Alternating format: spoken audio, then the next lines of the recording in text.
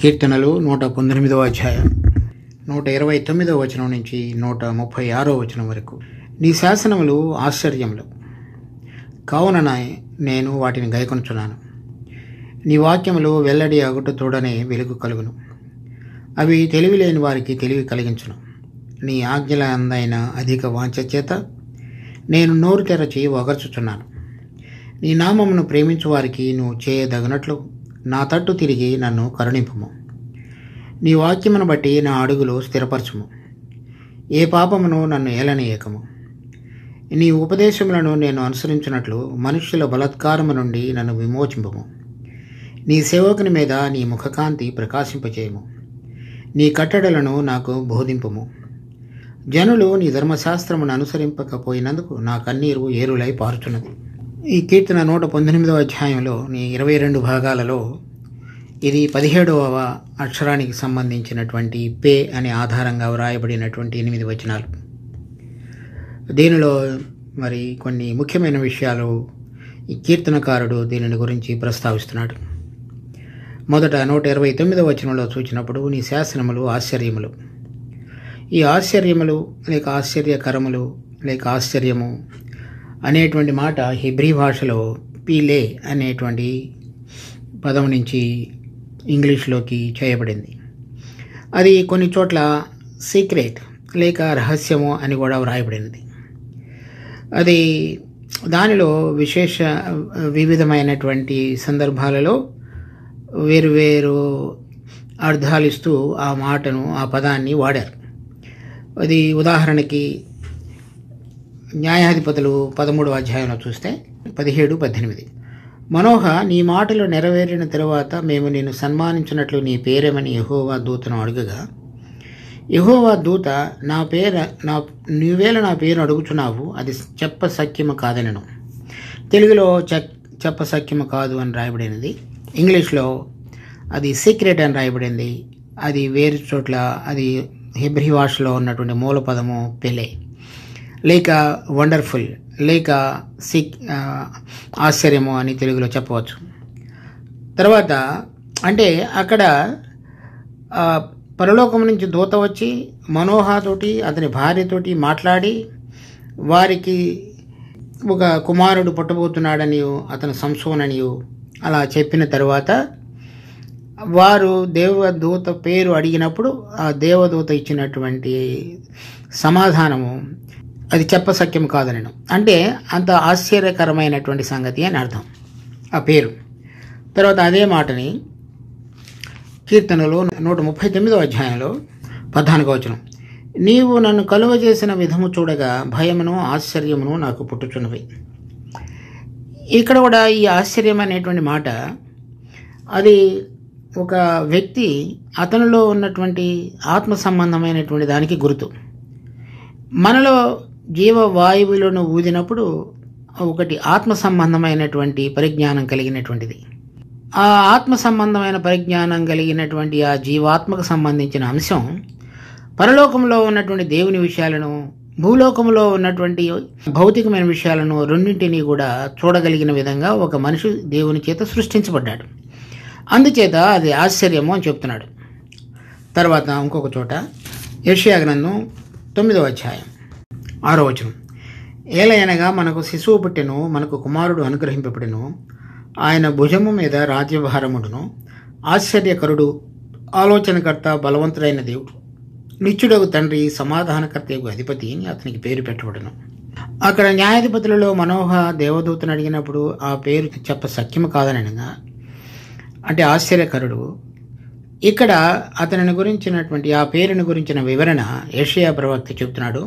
ఆయన పేరు ఆశ్చర్యకరుడు. అంటే ఈ పరలోకము నుంచి దిగివచ్చి భూమి మీద తాను మనుషుల వలె జీవించి చనిపోయి తిరిగి మరలా పరలోకమునికి వెళ్ళిన వాడు మన ప్రభు అయిన యేసుక్రీస్తు. అందుచేతన ప్రభు చెప్పినాడు, ఈ లోకంలో ఉండగా ఎవడును పరలోకము నుంచి ఏ మనుషుడును పరమునకు ఎక్కిపోలేదు, ఒక పరలోకం నుంచి దిగి వచ్చినటువంటి మనిషి కుమారుడు తప్ప అని చెప్పాడు. అంటే ఆయన ఈ పరలోకంలోనూ భూలోకంలోనూ రెండింటినీ తాకగలిగినటువంటి విధమైన పరిపూర్ణమైనటువంటి ఆత్మ కలిగిన వాడుగా ఉన్నాడు. అందుచేత అది చెప్పని అసఖ్యం కానిది, అంటే మనిషికి అగోచరమైనటువంటిది. ఇక్కడ మనం కీర్తన 118వ అధ్యాయంలో చూసినప్పుడు నీ శాసనములు ఆశ్చర్యములంటే ఈ మనిషి యొక్క జీవితంలో ఈ భూలోకంలో ఉండగా పరలోక సంబంధమైనటువంటి జ్ఞానాన్ని, వివేకాన్ని మన ఆత్మలో దయచేసి మనలను అక్కడ వారంగా జీవించడానికి పనికి రాగలిగిన విధంగా కార్యమును జరిగించుటకు శక్తి కలిగినవి అని అర్థం. అది ఈ వెలిగించబడినటువంటి ఆత్మ కలిగిన వారి జీవితాలలో ఆ దేవుని వాక్యము ఆ విధంగా పనిచేసి మనలో జీవాన్ని తీసుకొస్తుంది. ఆ జీవం అనేటువంటిది దేవునికి సంబంధించినటువంటి జీవం, అనగా పరలోకములో దేవునితో కూడా మనం కలిసి ఉండటానికి అవసరమైనటువంటి ఆ పరలోక జీవన సంబంధమైనటువంటి శైలిలోనికి ఆ వాక్యం మనలను నడిపిస్తుంది. అందుచేత అది ఆశ్చర్యకరమైనటువంటి కీర్తనకారుడు చెప్తున్నాడు. ఆ కీర్తనకారుడి యొక్క అనుభవం కనుక అది మామూలుగా మనుషులు ఆత్మలో వెలిగించబడినప్పుడు దేవుని యొక్క వాక్యము అతడు ఆత్మ సంబంధమైన రీతిలో చూడలేడు. అందుచేతనే పౌలు ఆత్మ సంబంధమైన సంగతులతో సరిచూచుచూ మీకు బోధించుచున్నాము. చూడండి, 1 కొరింథీ 2వ అధ్యాయం 13వ వచనం. మనుష్య జ్ఞానము నేర్పు మాటలతో కాక ఆత్మ సంబంధమైన సంగతులను ఆత్మ సంబంధమైన సంగతులతో సరిచూచుచు ఆత్మ నేర్పు మాటలతో వీటిని గురించి మేము బోధించుచున్నాము. ఈ ఆత్మ నేర్పు మాటలతో బోధించబడినప్పుడు మనలో ఇక్కడ ఈ 1 కొరింథీ 2వ అధ్యాయంలో చెప్పబడినట్లుగా దేవుడు తన్ను ప్రేమించు వారి కొరకు ఏవి సిద్ధపరిచినా అవి కంటికి కనబడలేదు, చెవికి వినబడలేదు, మనిషి హృదయమునకు గోచరం కాలేదు. మనకైతే దేవుడు వాటిని తన ఆత్మ వల్ల బయలుపరచును. ఈ ఆత్మ దేవుని యొక్క మాటలలో ఉన్నటువంటి వివరణ, భౌతికమైన మనుషుడికి కనబడినటువంటి విషయాలను చూడగలిగే విధంగా ఈ ఆత్మ ఆ వాక్యం యొక్క పనిని మనలో జరిగిస్తాడు. అది పౌలు కొరింథీయులకు రాసిన పత్రికలో తన పరిచర్య విషయంలో అటువంటి వివరణ వారికి తెలియజేస్తున్నాడు. కనుక ఇక్కడ మనం చూస్తున్నటువంటి నీ శాసనములు ఆశ్చర్యములు అంటే అవి జీవమును ఆత్మయ్య ఉన్నాయి. కనుక మనలో ఈ పరలోక సంబంధమైనటువంటి జీవానికి, మనం చూడనటువంటి విషయాలను చూడగలిగేటువంటి ఆశ్చర్యతలోనికి తీసుకురాగలిగినటువంటి శక్తి, సామర్థ్యం కలిగినవి అని అర్థం. కనుక ఎవరైతే దేవుని యొక్క ఆత్మ చేత తాకబడి వెలుగులోనికి తీసుకుని రాబడి ఆయన వాక్యాన్ని ప్రేమిస్తున్నారో వారి జీవితాలలో ఆత్మ అక్కడున్న దేవుడు పలికినటువంటి మాటలన్నిటిని కూడా మనకు అవగాహనలోనికి తీసుకుని రాగలిగేటువంటి ఆశ్చర్యమైన కార్యమును ఆయన యొక్క శాసనములు ఒక విశ్వాస జీవితంలో లోతుగా జరిగించబడిన అనుభవంతో ఉండి అది మనకు కూడా హెచ్చరికగా ఉన్నట్లుగా అతడు బోధిస్తున్నాడు. కావుననే నేను వాటిని గైకొనుచున్నాను. ఇవి అటువంటివి కనుక, అంటే నాలో ఈ పరలోక సంబంధమైన వెలుగును, తర్వాత అక్కడ ఉన్న విషయాలను నాకు తెలియపరిచేటువంటి ఆశ్చర్యకరమైన కార్యములను నాలో జరిగిస్తున్నాయి కనుక నేను వాటిని గైకొనుచున్నాను. ఎందుకంటే నాలో నువ్వు వెలిగించబడినటువంటి ఆత్మ పరలోకంలో ఉన్నటువంటి నీతో ఉన్న సంబంధాన్ని కోరుతున్నది కనుక ఈ శాసనములు నేను గైకొని అక్కడ నీతో ఉండగలగటానికి తీసుకురావలసిన మార్పును ఆశ్చర్యకరమైన రీతిలో నాలో జరిగిస్తున్నాయి కనుక నేను వాటిని గైకొనుచున్నానని చెప్తున్నాడు. నీ వాక్యములు వెల్లడి అగుటతోటనే వెలుగు కలుగును, అవి తెలివి లేని వారికి తెలివి కలిగించును. ఎప్పుడైతే ఈ వాక్యము నాలో ఆ విధంగా వెలిగించబడినటువంటి ఆత్మలో ఈ వాక్యము ఆశ్చర్యకరంగా పనిచేస్తుందో అప్పుడు దేవుని సంగతులను చూడగలిగేటువంటి వెలుగులోనికి నన్ను నడిపించబడతాను. ఏదైతే దేవుని గూర్చినటువంటి మహిమ, జ్ఞాన ప్రకాశము మన ప్రభు అయిన యేసుక్రీస్తు ద్వారా మన హృదయాలలో ప్రకాశించున్నాడో ఆ వెలుగులో ప్రతిదీ దేవుని సంబంధమైనది చూడగలిగేటువంటి విధంగా ఈ దేవుని వాక్యము మనకు వెలుగులోనికి తీసుకొస్తుంది.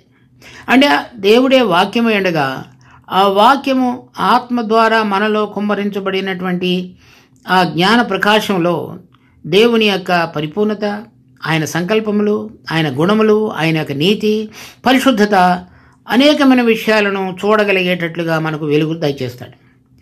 భౌతికమైన మనిషి దేవుని సంబంధమైనటువంటి వెలుగును కానీ ఆయనకు సంబంధించిన విషయాలను కానీ గ్రహించడానికి సామర్థ్యం లేదు. కనుక దేవుడు మనలను ప్రేమించినవాడు కనుక ఆయనను గురించినటువంటి మహిమ, జ్ఞాన ప్రకాశము మన హృదయాలలో కలిగజేయటానికి ఆయన వెలుగు కమ్మని పలికినటువంటి దేవుడు మన జీవితాలలో ఆయన వాక్యం ద్వారా ఆయనను గూర్చినటువంటి పరిపూర్ణమైనటువంటి ఒక ఉన్నతమైనటువంటి ఉద్దేశాలన్నిటినీ చక్కగా తెలియపరిచేయటానికి ఇవ్వబడినటువంటి వెలుగు ఆయన వాక్యం ద్వారా మనకు అనుగ్రహిస్తున్నాడు. అవి తెలివి లేని వారికి తెలివి కలిగించును. కనుక అవి ఈ లోకంలో మనకు కలిగినటువంటి ఉన్నతమైన చదువు లేక విద్యాభ్యాసము ఇంకా ఇతరమైనటువంటి విషయాలు అవి అవి దేవునికి సంబంధించిన తెలివినివ్వవు. అది లౌకికమైన జ్ఞానం. ఈ ఆత్మ సంబంధమైనటువంటి వెలుగు దేవుని గురించినటువంటి జ్ఞానం మనకు అనుగ్రహించడం మాత్రమే కాకుండా, పరలోక సంబంధమైనటువంటి విషయాలలో వివేచన అనుగ్రహించడం మాత్రమే కాకుండా, ఈ జ్ఞానము వివేకము కలిగినటువంటి తెలివిని మన జీవితాలలో కుమ్మరించి ఇక్కడ మనం ఏ విధంగా జీవించాలో, పరలోక సంబంధమైనటువంటి దానికి ఏ విధంగా సిద్ధపడాలో ఆ రెండింటిని గురించినటువంటి తెలివి ఈ వాక్యం ద్వారా మనకు అనుగ్రహించబడేదిగా ఉంటున్నది. అంత మాత్రమే కాకుండా చూడండి, అవి తెలివి లేని వారికి, అంటే ఈ లోక సంబంధంగా తెలివి ఉన్నవాళ్ళకి అర్థం కాదు, ఈ లోక సంబంధంగా తెలివి లేని వారికి కూడా తెలివి అనుగ్రహించబడేగా ఉంటుంది. అపోస్తుల కార్యము 4వ అధ్యాయం 13వ వచనం. వారు పేతురు యోహానుల ధైర్యము చూచినప్పుడు వారు విద్య లేని పామరులను గ్రహించి ఆశ్చర్యపడి వారు యేసుతో కూడా ఉండిన వారని గుర్తెరిగిరి. అంతవరకు వాళ్ళందరూ కూడా ఒక చేపలు పట్టుకునేటువంటి సామాన్యమైనటువంటి వ్యక్తులు. కానీ ప్రభువుతో కూడా ఉండి ఆయన యొక్క ఆత్మను పెంతెకోస్తు దినమున పొందిన తరువాత ప్రభువు చెప్పిన మాటలన్నిటినీ కూడా గుర్తు చేసుకుని ఆ వెలుగులో దేవుని యొక్క ఉద్దేశాలను సంకల్పాలను తెలుసుకుని వారై ఇప్పుడు తెలివి కలిగి అనేక మంది వేల సముదాయం మధ్యలో కూడా ధైర్యముగా వారి ప్రాణములకు తెగించి కూడా ఈ పాత నిబంధనలో ప్రభువును గురించినటువంటి ప్రవచన వాక్యాలన్నీ కూడా ఏ విధంగా సిద్ధింపులోనికి తీసుకుని రాబడ్డాయో తెలియజెప్పుతూ వాళ్ళ ప్రాణాలకు తెగించి నిలబడిన వారుగా ఉన్నారు. కనుక ఎవరి జీవితంలో అయితే ఈ వాక్యము వారి జీవితాలలో ఆ పరలోక సంబంధమైనటువంటి వెలుగు, ఆ జీవం ద్వారా పనిచేసినటువంటి మార్పు చెందుతున్న స్వభావం కలిగి ఉంటారో అది వారికి తెలివిని అనుగ్రహించి దేనినైనాను సమర్థవంతంగా దేవుని యొక్క ఆత్మ సామర్థ్యం చేత వారు చక్కగా మాట్లాడగలగటానికి, మరి వారి యొక్క జీవితాన్ని సరిదిద్దుకోవటానికి రెండు విధాలుగాను అది పనిచేస్తుంది. తర్వాత 119వ అధ్యాయం 131వ వచనం. నీ ఆజ్ఞల యందైన అధిక వాంఛ చేత నేను నోరు తెరచి వగర్చుచున్నాను. ఈ విధంగా ఇవి ఆశ్చర్యకరంగా ఉండి వెలుగును అనుగ్రహించి తనకు తెలివిని అనుగ్రహిస్తున్న కొలది ఇంకా అధికమైనటువంటి కోరిక కలిగి ఇక మిగిలినటువంటి జీవితం అంతటిలో కూడా ప్రభు యొక్క ఇష్టాన్ని మాత్రమే నెరవేర్చడానికి రోజు ఆశపడి జీవించుతున్న వాడుగా ఉంటాడు. కనుక మన జీవితంలో చాలా సంవత్సరాలు విశ్వాస జీవితంలో గడిచిపోయి ఈ ఆశ్చర్యకరమైనటువంటి వెలుగు మరి తెలివి కలిగి ప్రభు కొరకు జీవించే విషయంలో ఎంత మేరకు జీవించాలో అంత మేరకు జీవించలేనటువంటి విషయం మనలను ఎప్పుడు కూడా కలతపరుస్తూ ఉంటుంది. కానీ ఇప్పుడు అయినా సరే ఆ అధికమైనటువంటి వాంఛ కలిగి ఆ వాక్యాన్ని సరైన విధంగా అర్థం చేసుకొని దానిని అన్వయించుకొని ఆ వెలుగులో ఆ తెలివిలో ఆశ్చర్యకరమైనటువంటి పనిని దేవుడు మన జీవితాల్లో జరిగించాలని ఆశ కలిగి మనం జీవించాలని దేవుడు కోరుతున్నాడు. 132వ వచనం. నీ నామము ప్రేమించు వారికి నువ్వు చేయదగినట్లు నా తట్టు తిరిగి నన్ను కరుణింపుము. ఇది ఎవరినైతే ఆయన ప్రేమిస్తాడో వారందరి విషయంలో ఏదైతే ఆయన కార్యాన్ని చేయాలని కోరుతున్నాడో దానికి తగినట్లుగా నా వైపు తిరిగి నీ కృపను నాకు కనపరచు అని చెప్తున్నాడు. ఈ విషయాన్ని కనుక మనం చూసినట్లయితే ఎఫెసీ పత్రిక 1వ అధ్యాయంలో 4-6 వచనాలు. ఎట్లనగా తన ప్రియుని యందు తాను ఉచితముగా మనకు అనుగ్రహించిన తన కృపా మహిమకు కీర్తి కలుగునట్లు తన చిత్త ప్రకారమైన దయా సంకల్పం చొప్పున యేసుక్రీస్తు ద్వారా తనకు కుమారులనుగా స్వీకరించుటకై మనలను ముందుగా తన కోసం నిర్ణయించుకొని మనము తన ఎదుట పరిశుద్ధులము నిర్దోషులమై ఉండవలనని జగత్పునాది వేయబడక మునుపే ప్రేమ చేత ఆయన క్రీస్తులో మనలను ఏర్పరచుకునడం. ఈ ప్రేమ చేత మనము జగత్పునాది వేయబడక మునుపే దేవుని చేత క్రీస్తులో ఆయనకు కుమారులుగా ఉండటానికి ఏర్పరచుకున్నాడు. ఇది అన్నిటికంటే ఎంతో ఉన్నతమైనటువంటి దేవుని సంకల్పం మన పక్షంగా ఉన్నది.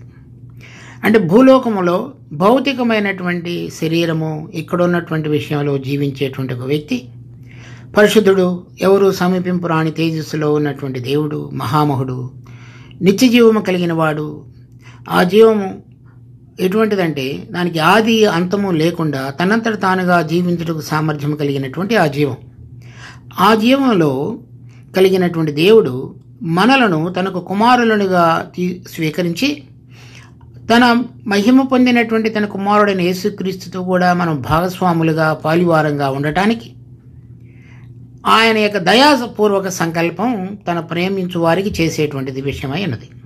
ఇది ఎంతో గొప్ప ఉన్నతమైనటువంటి ఉద్దేశం. తర్వాత ఇంకో చోట చూడండి, రోమాపత్రిక 8వ అధ్యాయం 28వ వచనం.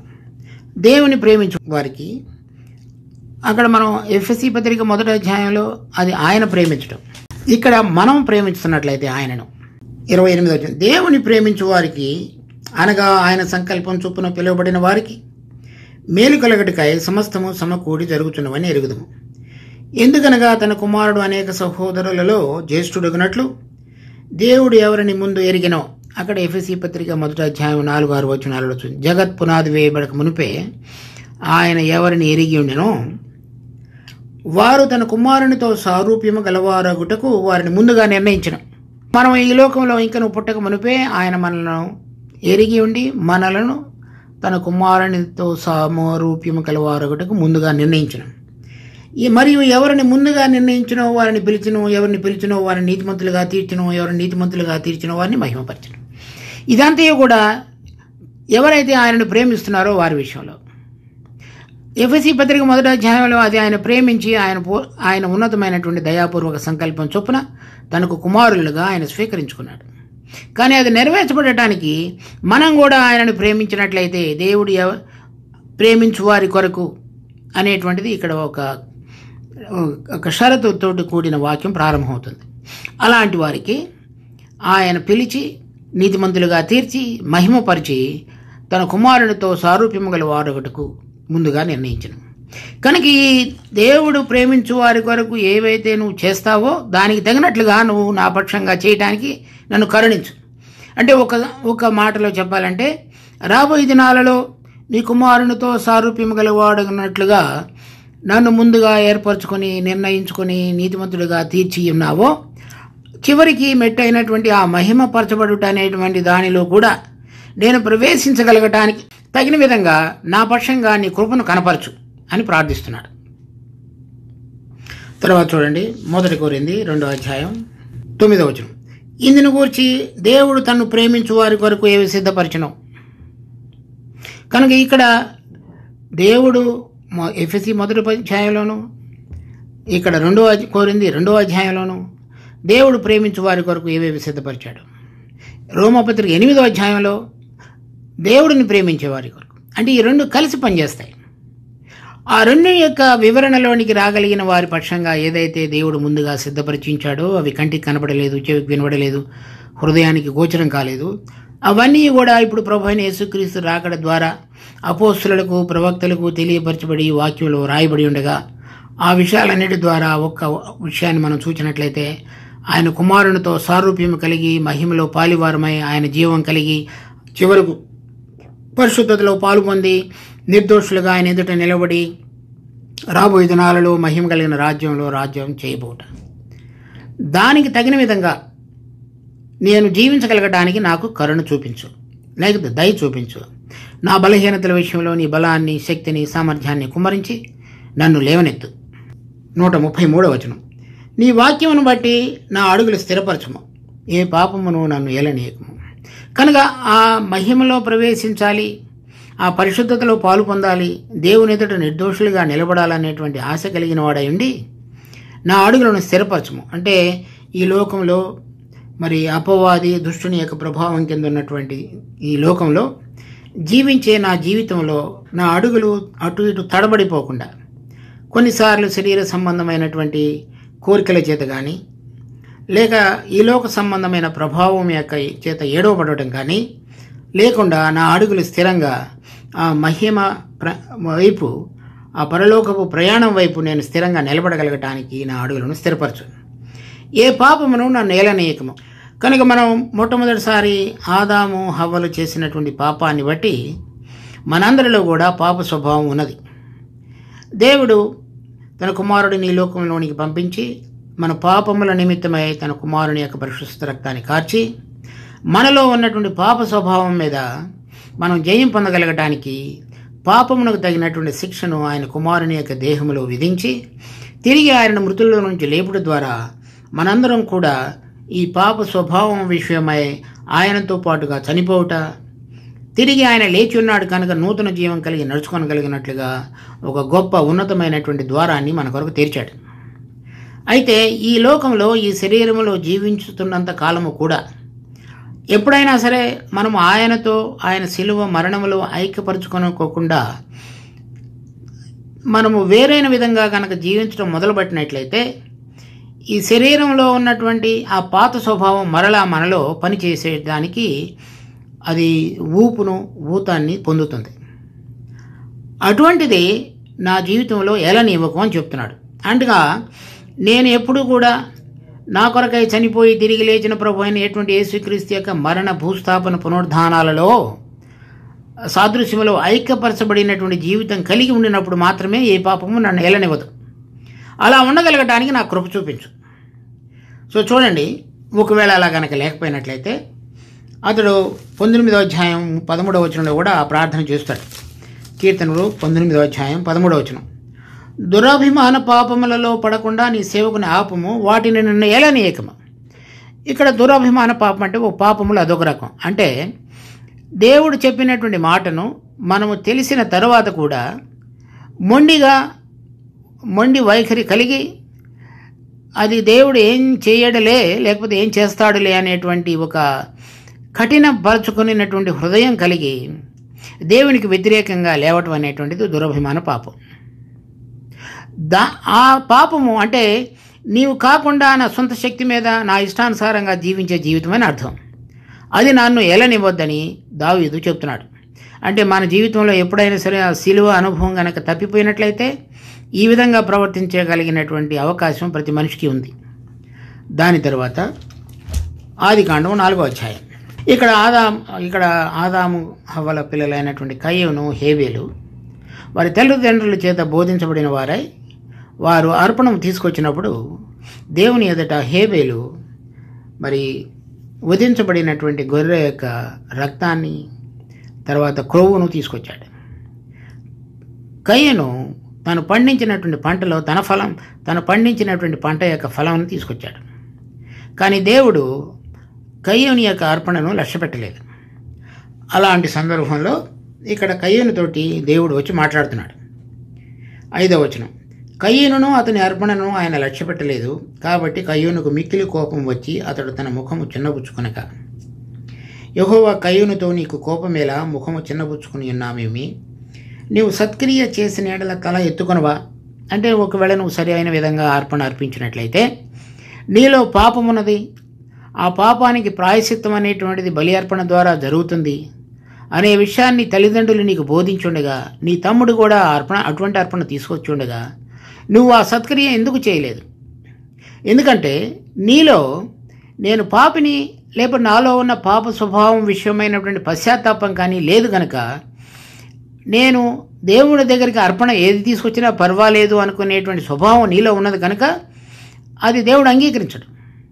అంగీకరించబడేటువంటి అర్పణ కనుక తీసుకొచ్చినట్లయితే అది కూడా అంగీకరించబడుతుంది కదా, అప్పుడు తల ఎత్తుకుందు కదా.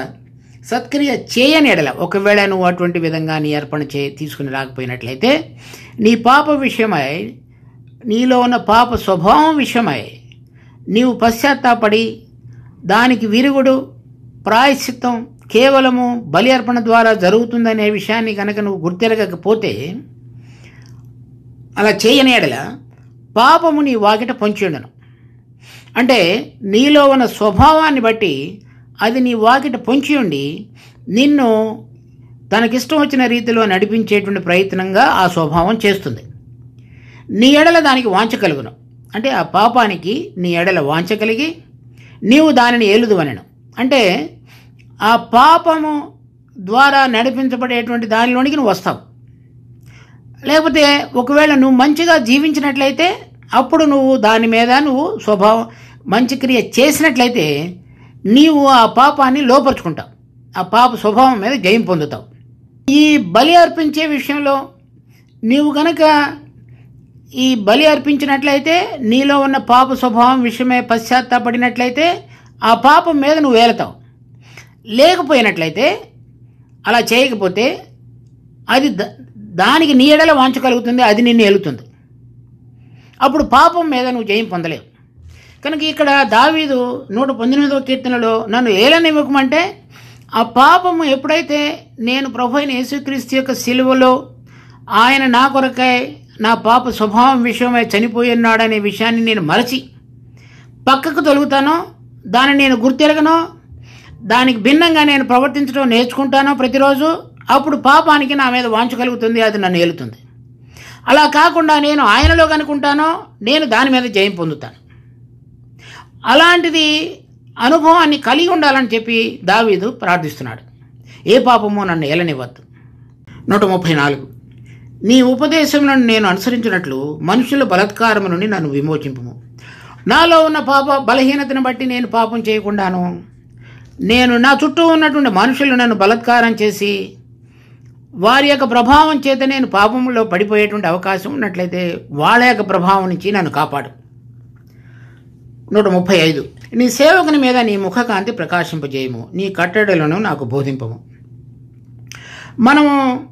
మనంతటగా మనం జీవిస్తున్నప్పుడు మనలో ఉన్నటువంటి పాపము లేక పాప స్వభావం ద్వారా మన ప్రవర్తనలో వచ్చే మార్పును ఏ మనిషి కూడా ఖచ్చితంగా గుర్తించలేడు.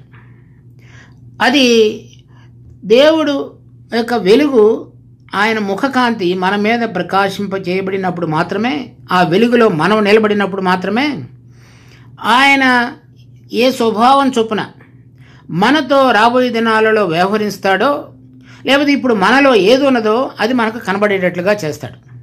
చూడండి, కీర్తనలు 90వ అధ్యాయం 8వ వచనం. మా దోషములను నీవు నీ ఎదుట ఉంచుకుని ఉన్నావు, నీ ముఖకాంతిలో మా రహస్య పాపములు కనబడుతున్నవి. ఆ ముఖకాంతి మన మీద ప్రకాశించినప్పుడల్లా